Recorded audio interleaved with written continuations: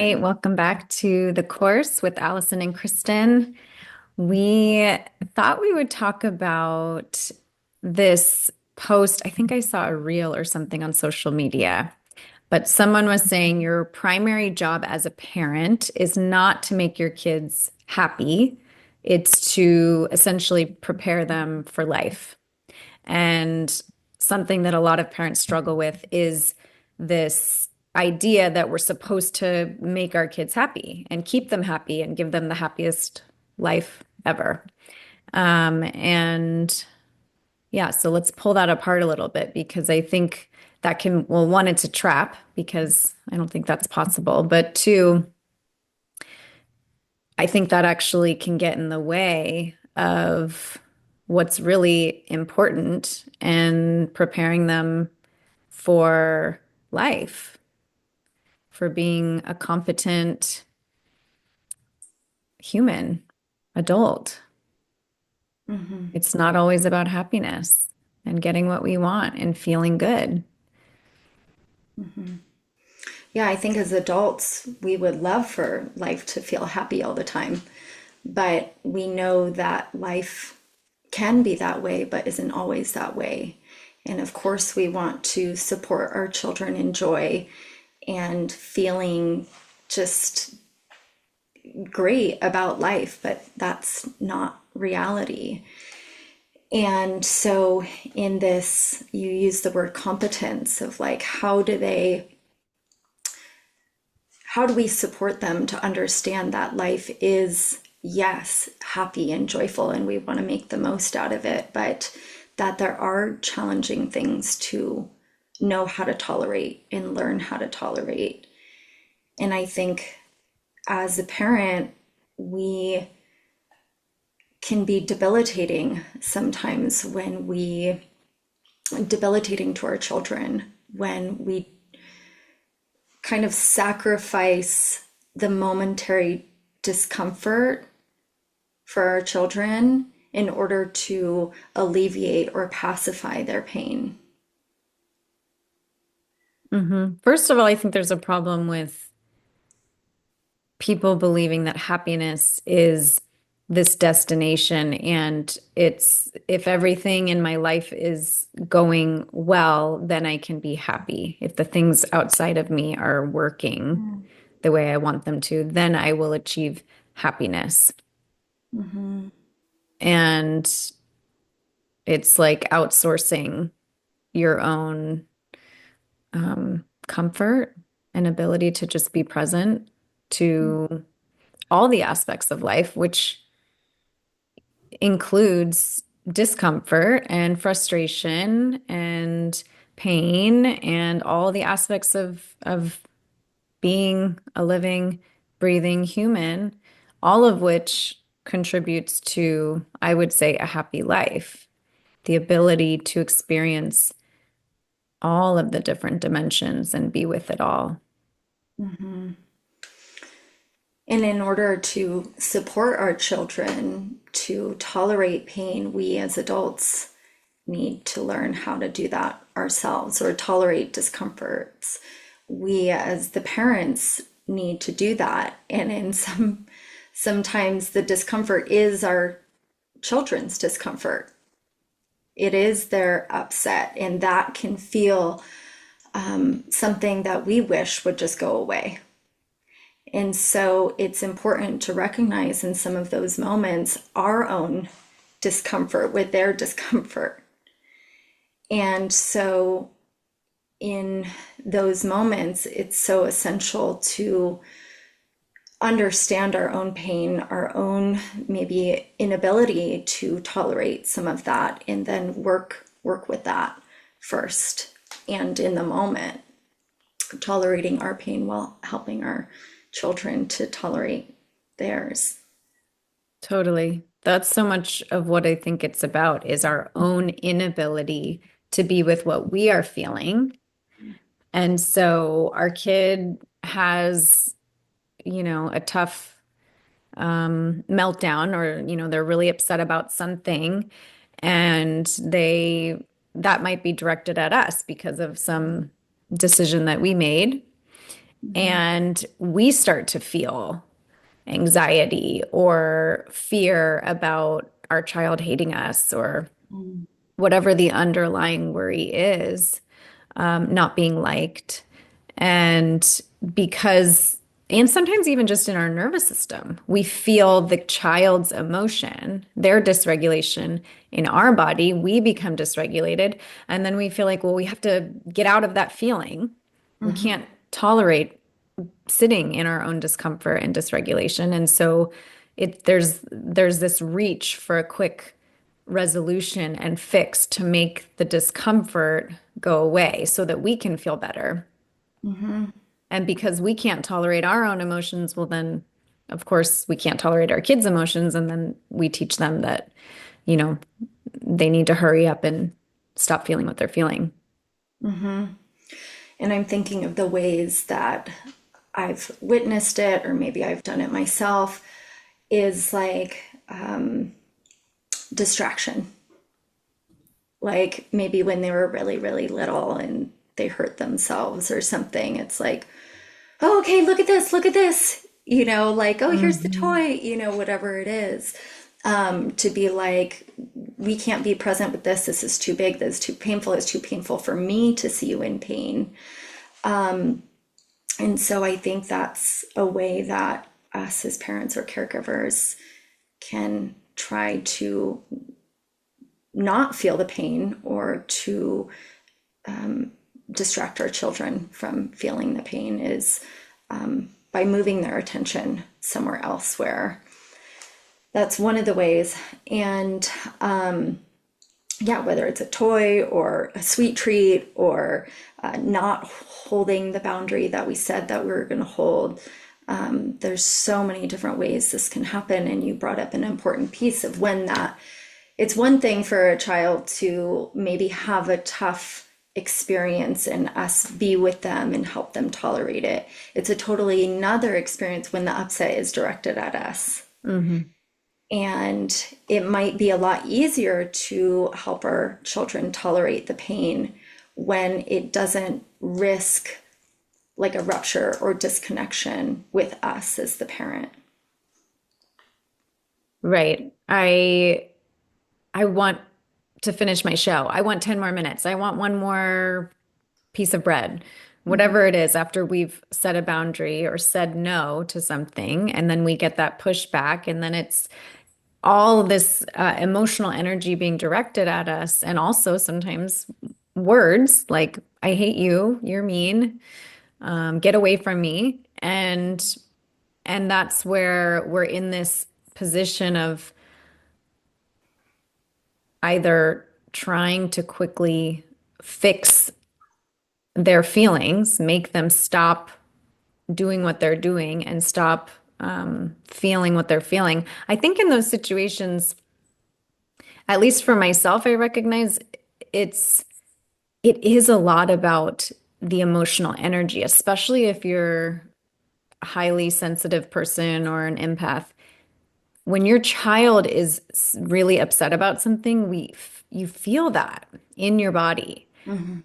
And so that often can be why, for me, if I don't catch it, there's this rush to make the feeling go away because I'm feeling it so much and it's so uncomfortable. And I just want to come back to a comfortable place. And Mhm. that's where we can uh, go back on our word. We can not follow through. Say, okay, okay, fine, you can have the thing. You know, if you Mhm. just stop yelling, if you just stop feeling the way you're feeling, then I can feel better, then everybody else can feel better. Right, right. And I won't maybe risk disconnection. Like, and there's multiple Hmm. things that can happen at once. Like you said, maybe like oh, this is like a really big feeling. I'm really feeling it. It's a little too much right now. Like, how do I make it just simply go away? And then I think another piece that can happen is like, oh, how do I make sure that I keep that closeness with my child? I don't want to risk that. And I think about in my own journey, I've certainly had those fears come up before. when my child was upset at me for something. And it was like, oh no, like I love you so much. I want to stay connected. I don't want you upset with me. But then there's kind of this like greater capacity that comes in of like, the tides of life, and like we're gonna get through this tough moment. Like we will come back to a place of connection, and I can still feel connected to you even if you're upset with me. I'm gonna hold that peace, knowing that I love you and I'm helping you, through a tough moment. And this is a tough moment for you or for us, and we're gonna find our way through it. I would imagine that could be even harder when you are not in relationship. Well, you're always in relationship. If you're not still together with the other parent, Mm-hmm. or there's tension between, if you're co-parenting and there's tension and you're not really aligned or supported in the co-parenting relationship, that could feel even scarier to So risk your kid being mad at you or you being the bad parent. I think that's a huge topic in conversation, and I'd love to go into that more. That's something that I'm so curious about, and it just seems so important to acknowledge and open up, is that fear around disconnection with the child when there's a divorce or separation, a co-parenting relationship, and there's the risk of the child, yeah, maybe not wanting to spend as much time with the parent who is allowing for pain or isn't trying to pacify, or yeah, and there can be that competition for closeness with the child, and oftentimes parents will act out of guilt, and not hold on to their kind of boundaries or values because of that risk of disconnection. So I would love to talk about that sometime. Yeah. Yeah, absolutely. That would be a great thing to circle back to, a big topic. So we started with saying, okay, your job as a parent is not to make your kid happy, and we've talked a lot about why that is. Your and then the other piece is your main job as a parent is to prepare your kid for life, a, Mm-hmm. a successful, thriving life. Mm-hmm. So maybe we go through some of those pillars, like what does that even mean? How do you Mm-hmm. prepare your kid for life? What are you reaching for? Mm-hmm. Yeah, when I really think of that question, like, or that idea, what is our main role as a parent? There's so many ways to prepare our children for life, but I think a foundational aspect of our main role as a parent is to help our children feel loved. Like when I really feel into my role is for them to be seen and to be loved and to be cared for. And everything else kind of builds on top of that. And they can be loved through, as we mentioned before, these challenging, painful moments. But I think before we go into anything else, it is that like baseline of connection and love. I think that needs to be there. Mhm. Like And as, yeah. and so part of that is that we can stay connected or reconnect Mm-hmm. after we've experienced rupture or something hard. It's not Mm-hmm. feeling good and connected 100% of the time. It's maybe a relationship that is flexible and goes through the ups and the downs, but there's always love. Love is always still present. Mm-hmm. Love is always still present and available. And then I think of more practical things, such as, you know,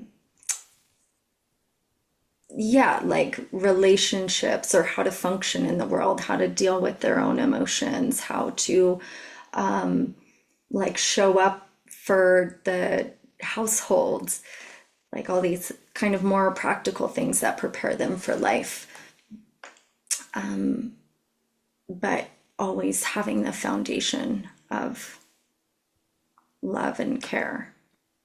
So thinking about as this as my child grows and becomes an adult, what are the things they can expect to experience? Well, they're going to be responsible for themselves and they need to be able to be in relationship all the time with other people, with their environment, at work. They're always in relationship. And so, relationship, I think modeling that and preparing them for that is so crucial. Allowing them to experience with you the give and take of relationship and allowing them to witness you as a model of romantic love relationship as well and adult relationship even if it's not romantic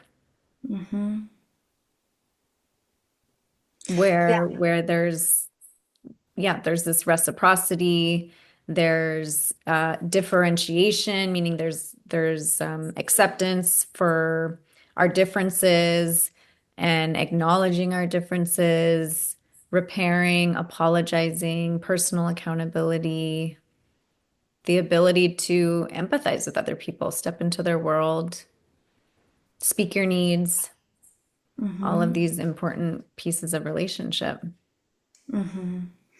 So, do you think preparing them for a relationship is mostly about modeling in your relationship with them and them witnessing you, or do you have conversations with them about relationships? Sometimes, so I do have conversations with them about relationship. I think primary, so after what you brought in, this foundational experience of being loved, being wholly, unconditionally loved. After that is, well, and even within that is relationship, right? Is my relationship with my kid and what they are experiencing in relationship, in addition to the love, is respect, kindness, clearly communicating wants and needs, using I statements, taking responsibility for what I'm experiencing, and apologizing when I get it wrong. And so these are things that they will feel. They will just experience in our relationship because it's happening all the time. And I make sure that I'm also modeling healthy romantic love as well. So I make sure my husband and I are giving hugs, long embraces frequently in front of our kids. Sometimes kisses as well, just closed mouth, innocent kisses. We're modeling physical touch, we're modeling words of affirmation, helping each other when we're modeling how to fight fair. You know, we disagree and we are not afraid to let our kids see us disagree. I think it's really important for them to see that and for them to see how we navigate it. And of course, we navigate it in a way that is respectful. Sometimes more emotion can get involved. It can get a little bit heated, but then we're able to bring it back down. And we always come back and repair. And when it's appropriate, we will do some form of repair in front of our kids so that they can see that happen too. Like you will just do the repair with your husband in front of them, or you include them of like, you Mm, saw us get upset. I just want to let you know we've talked through this. mm. You saw the emotions get heightened. We were disagreeing, but want you to know that we've worked it out. Yeah, I Like, do you think do it that? Sometimes, not Yeah. always. Sometimes it doesn't feel necessary to do that when we let them see us repair. Yeah, Because then right. they've watched the whole cycle. They've watched it happen and they've watched, me come back in the room and look my husband in the eyes and take his hand and say, I'm really sorry that I said this or that this happened this way, and I can really see your perspective. And so I let them see it all play out, and I know that they're settled. Mm-hmm. Of course, if it was an overwhelming situation in particular, or yeah, you have the sense that maybe there are questions around it, then I, it's always great to process those things with them as well. Yeah, I think that we are starting to learn more about how important that is for children to get to witness the rupture and repair. And in between the parents, of course, like with the children it happens too, but between the parents, whereas maybe previously it was like, we never argue in front of the kids. And of course, like there are healthy ways to have these disagreements in front of children in unhealthy ways. So it's not like all forms of argument are okay and acceptable in front of children. But when it can be done in this healthy, loving, and respectful way, the children can learn so much that can show them how they can go through that as well, versus just everything happening behind closed doors and shutting them off and giving them the illusion that life is happy and there are no problems and mom and dad are totally fine and they don't need to, yeah, they don't need to see that. It's not good for them, versus them learning something from that. Yeah. And to bring in that other piece you mentioned too about talking to them about relationships or kind of educating in a way. I think that is super important as well. And I'm thinking about my daughter, how she is navigating a friendship that has its challenges. It has really high highs and really low lows, and they tend to actually fight quite a bit. And the other friend, they both respond in their own ways. The other friend struggles to stay respectful and kind or communicate her upset, and instead kind of acts it out in hurtful ways. And so that's an example where I'm having conversations about relationships and friendships with my daughter pretty frequently, where we kind of have check-ins. Hey, how are you feeling about your friend today? How did it go? I'll process their argument or their disagreement to check in, and I mean, I think it's modeling this conscious aspect to relationship to really pay attention to what's happening, what's playing out between you and somebody else, and how do you feel about it? And how do you think they feel about it? And bringing this self-awareness. Well, how do you respond? How did you handle that? And what did you notice in them? How did they respond to that? And so it's kind of it's teaching them about relationship, about having awareness of yourself and also awareness of the other, and just starting to think about how we dance with others, how we interact with them, how we impact them. And does it feel good? Is right? Evaluating relationships. Is this a relationship that brings value to my life? Could we grow in this relationship? Is there something that needs to change? Can I communicate that? Can I hold a boundary? All of these aspects of relationship. So many aspects. Yeah. And I love that processing with your child or children and how that just brings awareness and consciousness in for them to be able to reflect on. And then they can have those questions as they grow and as they navigate different things of those, yeah, those pauses, self reflection, compassion, yeah, learning how to show up, who's willing to meet me, who can't meet me, who wants to do this work, who's not willing to do this work.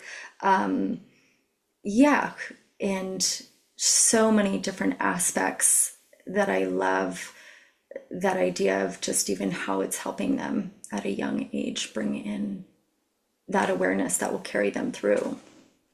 And And that understanding that we all have choice and that to be in relationship, we don't have to lose ourselves. I can still hold on to me and be in this relationship, which brings me to this other piece when before we started recording that you mentioned about one of our jobs as parents is to help our kids discover who they are. You want to speak to that one a little bit? yeah, it was a number of years ago, and I came up with this like saying in my mind. It was like, we're not meant to lose ourselves helping someone else find their way. Mm. And that's a little different than kind of going into helping our children be whole, but similar. Like as a parent, I think even that brings in this idea of how parents can kind of lose themselves in parenting. But coming back to this other idea of like our role as parents is to help our children become who they are, and that we do that by allowing space for them to be and being curious about who they are. And I think that sometimes as parents, we can have this idea that we are here to like impress ideas and ways of being onto our children, which in some cases is simply true and necessary.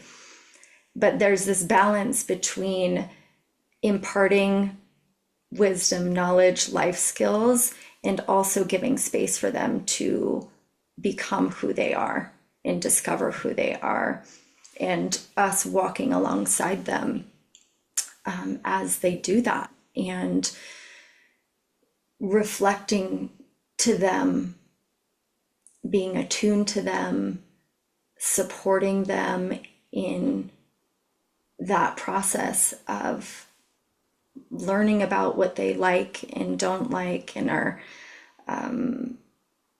curious about. And it's, I think there's this opportunity to expand to so much more life and like opportunity and understanding by witnessing our children on their journey of life. We can do so much damage when we give messages to our kids about who they are as we see them rather than leaving room for them to say who they are and room for them to grow and be multifaceted. Often parents, even statements like, oh, you love the spotlight, or I don't know, I'm trying to think of another example.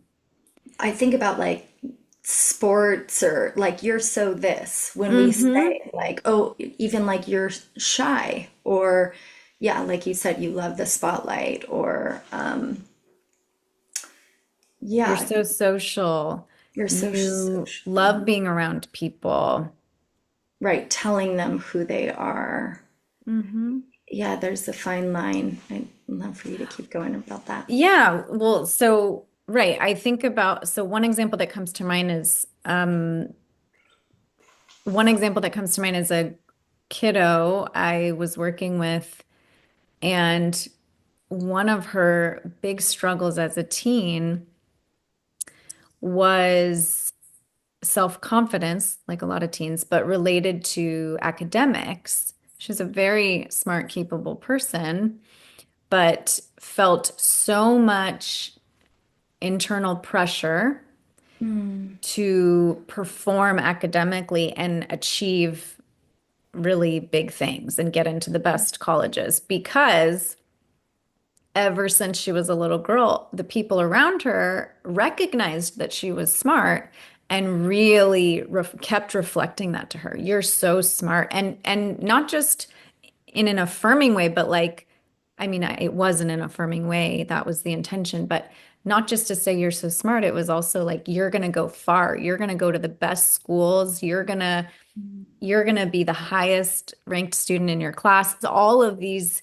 really loving statements that are supposed to be uplifting, I would imagine, but actually left this imprint on her that, oh, I have to be that Mm, because I'm getting all of this feedback that that is who I am. And the problem with that is, of course, when she wasn't hitting those marks, there was this disconnect of, but that's who I am, but I'm not being who I am. I don't know who I am if I'm not doing that. And if I'm not doing that, who am I to others? Maybe I don't have value to these people. I'm not as good as they thought I could be. I'm not doing what they wanted me to be doing. mm-hmm. So unknowingly we send these messages, we reflect these images to our kids and make these statements about who they are. And I think we need to be really aware of the damage. The other piece that I think about is when we really focus in on who our kid is and we're really zeroed in on one aspect of who they are.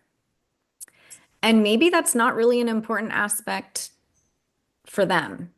Or maybe it invalidates all these other parts of them. Mm-hmm. And because we're so honed in on, oh, you're so this, they feel unseen for all the different aspects of who they are. Mm-hmm. And they feel so limited by that image. Mm-hmm. Right, and that image is where they get value and where they need to keep up with because that's where they have been seen or, yeah, supported. And I think that's such an important piece of like reflecting as parents, what parts do I see and reflect to my children? And maybe what am I putting pressure on them for maybe, or maybe what are parts that they want to be seen in that I'm not reflecting to them or seeing or supporting. And maybe because of what I value. Like maybe I value athleticism or art or free thinking or all these different things and giving a bit more space. The question came up for me as you were talking of this, like, I wonder what you'll do with that. Mhm.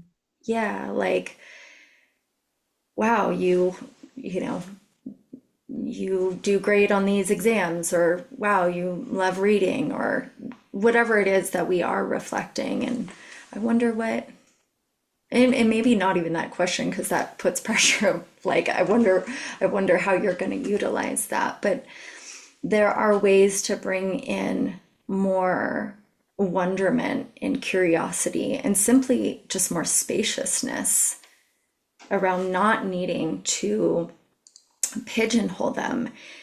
And I know as a child, I was asked from the second grade on, maybe even younger, what I wanted to be when I grew up. And I was talking to my 13-year-old about this the other day. And she was saying that she felt this pressure to write down when she was younger and asked this question, to write down what she wanted to be when she didn't know. And that there were other people around her that seemed to really know, but that she didn't know. And we had this great conversation about this process of discovery, and some people maybe have an idea at different times. And yeah, that it's okay to still be curious and open and in the discovery of who she is in life. She's 13 years old. And we're asking kids these things when they're like 6 and 7, which is okay, but I think I still remember what I wrote down when I was in second grade. Like it felt like a really big question and that I was Wow. supposed to know. Wow. Yeah, Yeah. so leaving room Yeah. for them to discover, not discover, for them to become who they are without our input in a lot of ways. Just asking the questions and yeah, and mirroring and reflecting what you're observing in all the ways. But I think coming back to this, the piece about helping them to know that they are loved, I Mm, think that can comes into play with this helping them to become who they are.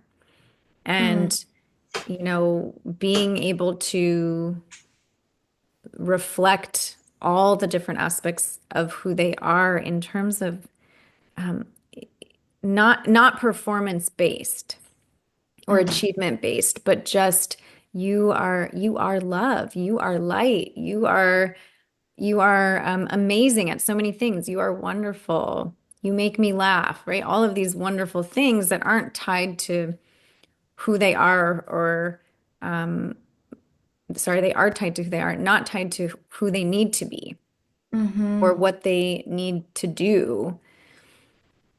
mm-hmm. Yeah, asking the questions. How did that feel to you to do that?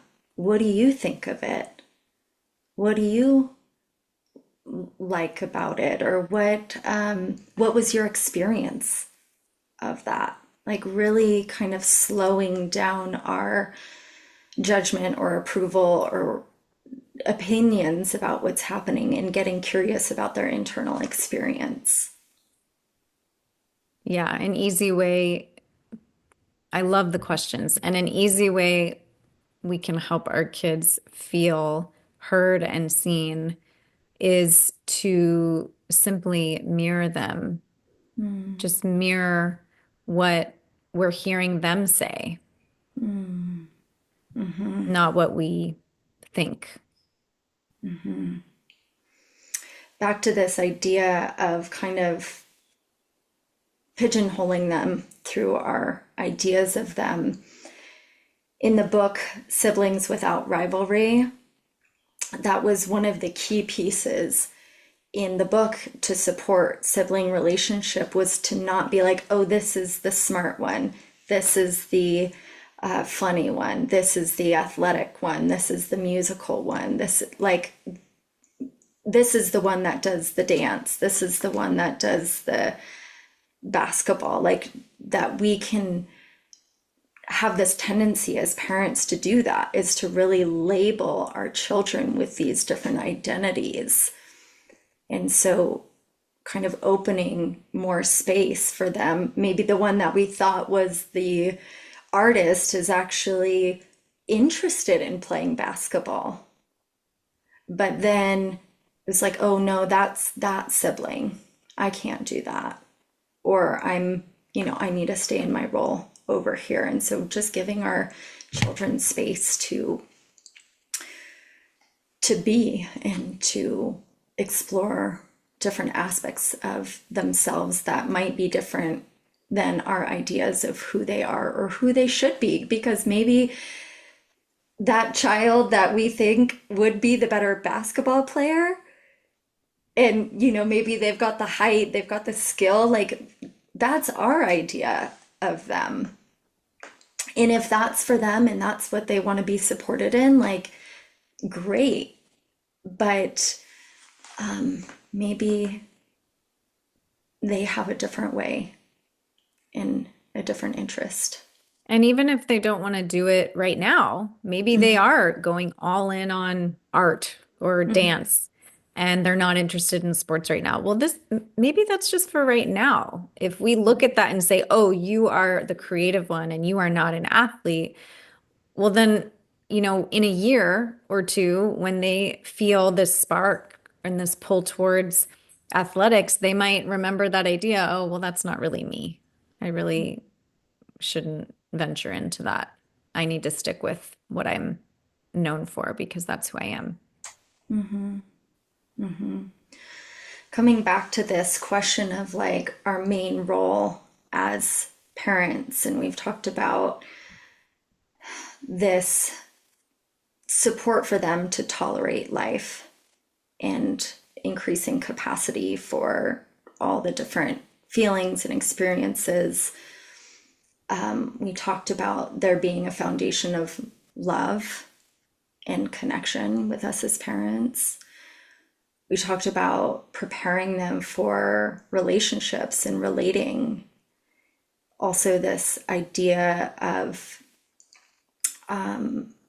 supporting them to be who they are and being curious and allowing for their growth and exploration versus inhibiting it.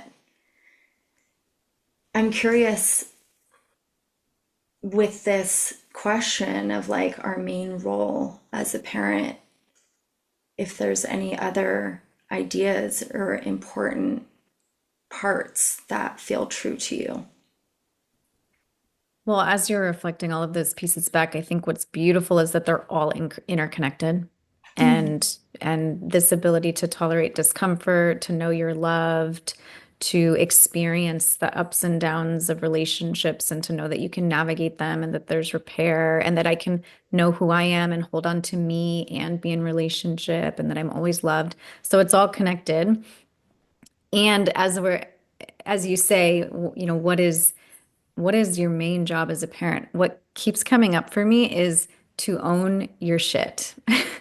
To know, to know yourself so deeply as a person is perhaps the greatest gift you can give your kids because that will allow you to meet all these other things, to show up and fully love them and be present with them and be able to tolerate discomfort and navigate the trenches with them and be in relationship with them.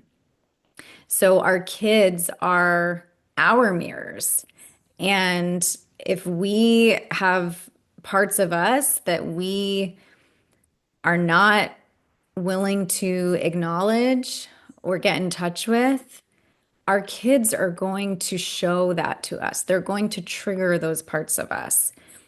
They're going to trigger our own discomfort, all of our unhealthy coping strategies.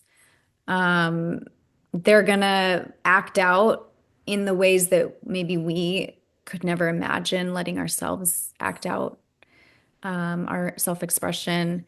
And that's just how relationship works in general relationships are designed to trigger all the different aspects of us that need attention and healing. And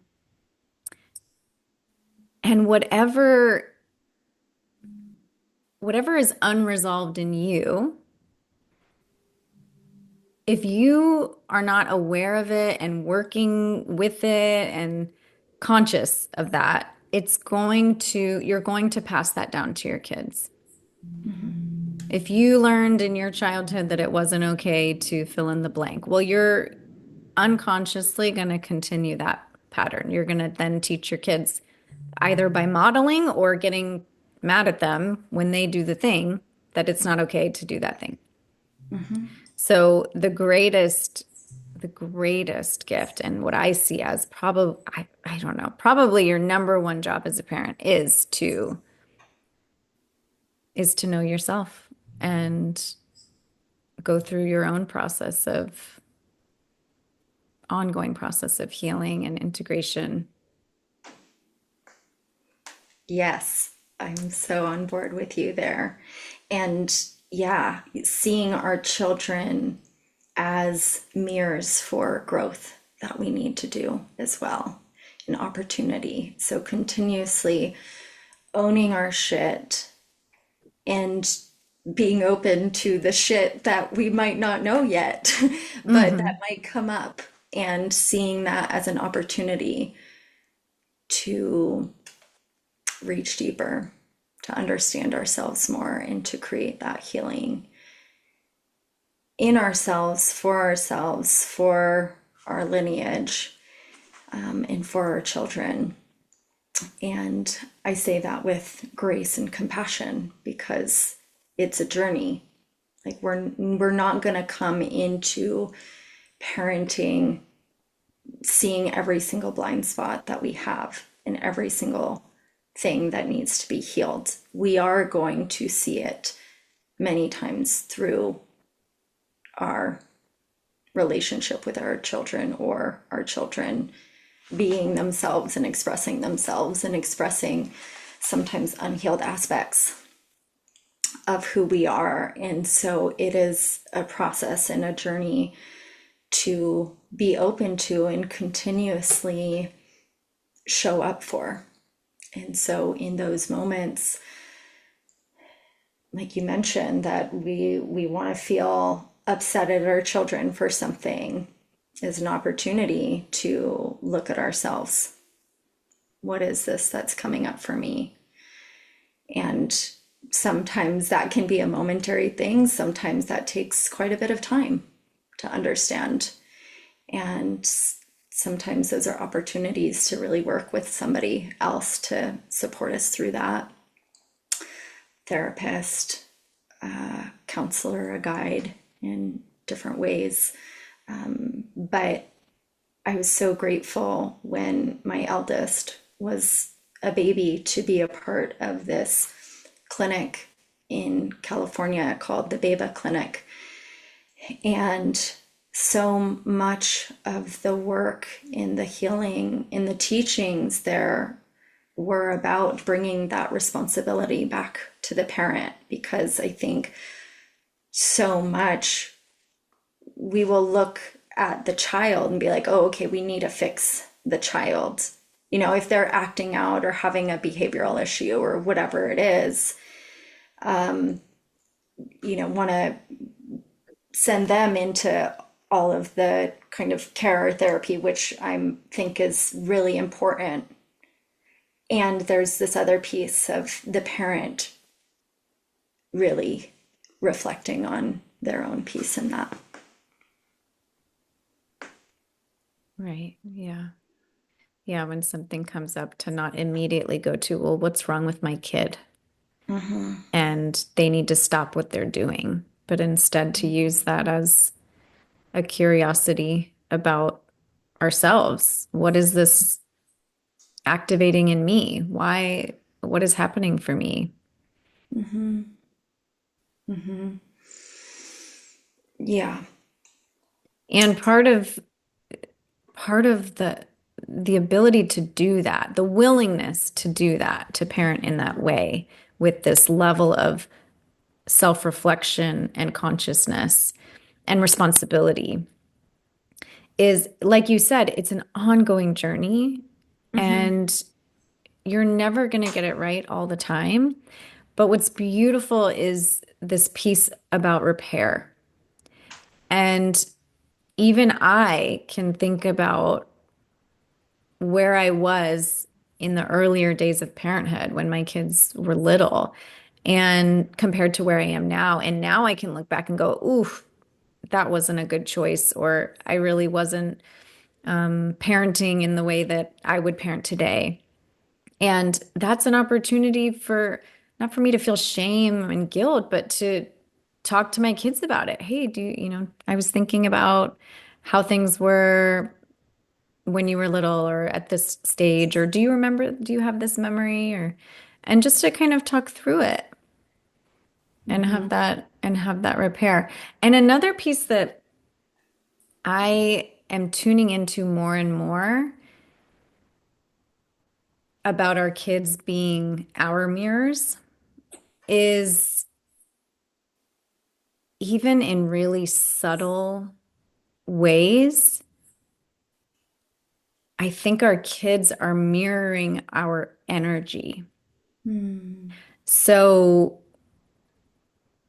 sometimes that could be your kid really struggles with sleep or restlessness, or they just seem maybe like they're kind of an anxious kid or they worry a lot. And you can't figure out why. And you feel like you're doing all the right parenting things and, everything's stable and calm and we talk about things and I just can't figure out why my kid would be so worried all the time or would be so restless. And sometimes, not sometimes, I think there's an opportunity there to check in with yourself about your own energy, Mm, the state of your nervous system and how you move through the world. And a lot of us are moving through life in a dysregulated state, even if we consciously don't recognize that. Even if consciously we say, no, I'm getting by fine. Like I'm grateful and I am happy in my life in general and things are going okay and I'm not overly stressed. But we don't recognize that maybe we've been moving through life for a long time in this state of restlessness or agitation or feeling uneasy or needing to go, go, go and be efficient and productive all the time. And that is dysregulated energy. mhm. So it can be really subtle. And again, this is just something that I've been waking up to in my own life in recent times. So it's interesting to think about that unspoken, below consciousness, energetic component that our kids mirror for us as well. And they will speak up for Hmm. in their own ways, like through their actions.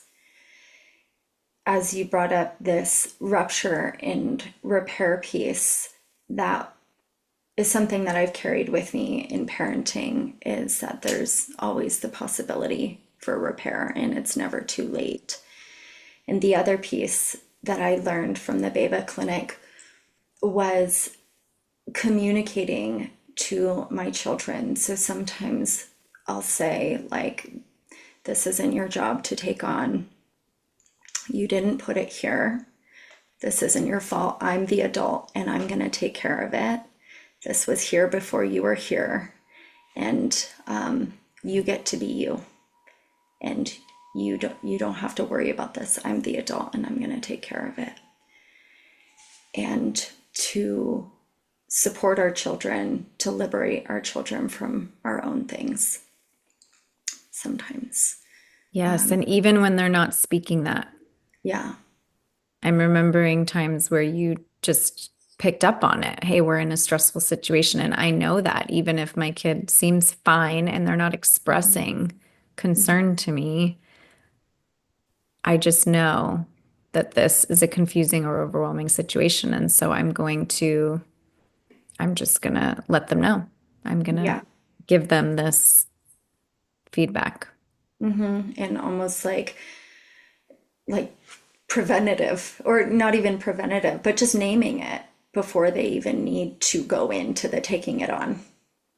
Like, Mhm. hey, this is happening and I'm going to take care of it so you don't have to. And this is not your fault. You didn't put it here. This was here long before you were here. Helping our children be free to be who they are by us claiming what's ours to handle. Yeah, one last piece I want to bring in that my social psychology professor taught in in my undergraduate program was something she always said to her kids before dropping them at school or leaving for the day was remember who you are. And that's something that I have continued with my kids because it's so impactful. One, you're you're leaving it up to them to decide who they are. And two, you're reminding them of how important that is to just connect to themselves and hold on to themselves even as they're leaving your home and they're going into other spaces and they're around other people and in different situations that can be challenging, to always tune into themselves and remember who they are. And I think the message there too is that who they are is someone wonderful and worthy of love. I remember you sharing that with me, and it's so impactful. And just even as I'm reflecting of that question for myself to go through the day of like, remember who I am. And it's such a connecting piece for me of like, oh yeah, stay connected to me. Remember who I am. And I know that that sense of not having an identity can be super challenging for kids once they reach the teenage years. And so, how beautiful to grow up with that connection to self and remembering who they are. All right. Any other pieces for you? We can always explore in another episode. I think we touched on quite a number of wonderful things. So, thank you. Yeah. Okay. Thanks, Allie.